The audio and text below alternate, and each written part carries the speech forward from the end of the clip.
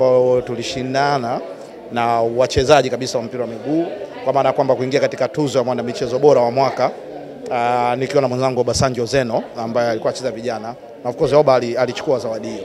Kwa hiyo inakupa kitu ambacho kina kuthaminisha, kwa maana ya kwamba nini ambacho unaweza kwenda kukifanya katika msimu unaofuata. Tafsiri yake ni kwamba tukio hili linaashiria kwamba mpira wa kikapu sasa umeanza kuthaminiwa na tunauona na kwenda kukua zaidi. Hilo ni moja, lakini inatoa pia picha kwa washikadau, yani stakeholder, kuona sasa fursa gani ambayo wanaweza kuipata katika kuwekeza katika mpira wa kikapu. Naelewa kwamba michezo iko mingi. Ukiondoa mpira wa miguu, sasa hivi mchezo ambao una professional players wengi ni mpira wa kikapu.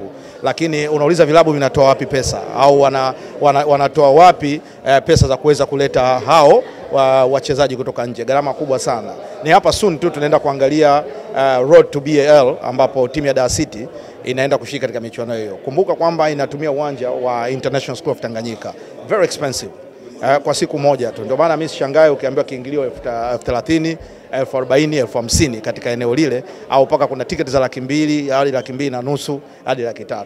Hii ni katika ku raise pesa ambazo zinawasaidia Dar City katika mambo madogo madogo. Imagine unaleta wachezaji zaidi ya 7, zaidi ya 8 ambao ni wakubwa. Unaleta mchezaji ambaye amecheza D-League akiwa na San Antonio Spurs. Sasa hili ni fursa sasa ya washikadau na kwa upande mwingine pia serikali kuweza kuangalia ni jinsi gani inaweza kutoa msukumo katika hili. Unaona mkuu wa mkoa wa Dar es Salaam akienda kutoa motivation kwa Dar City pale. Sasa mpira wa kikapu unarudi katika eneo lake. Tulitoka katika kill basketball tukapotea hapa katikati, lakini sasa hapa ndo tunaporejea, na sio kwa wanaume tu, hata wanawake.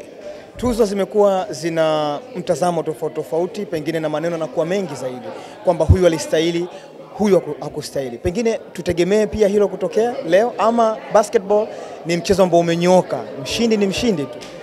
Well, siwezi kupinda sana. Mimi ni mwanafamilia wa mpira wa kikapu.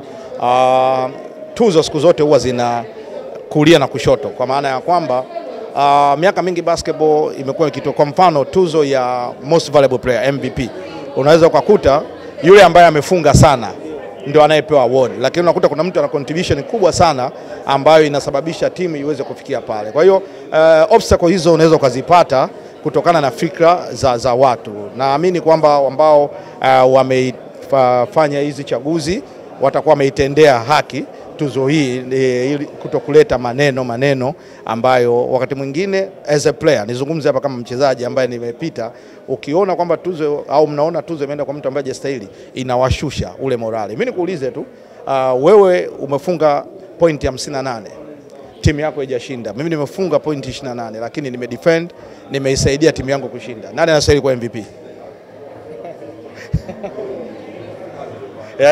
Sina stahili mimi ambaye timu yangu imeshinda, sio tu yule ambaye amefunga tu. Kwa hiyo kuna some criteria that have to change, na nasema kwamba kila kitu kinavyoanza kina negativity na positivity, lakini tusifie tu kile ambacho kimekuwa kama ni kick on ya kuelekea katika tuzo nyingine. Shukrani sana. Karibu sana.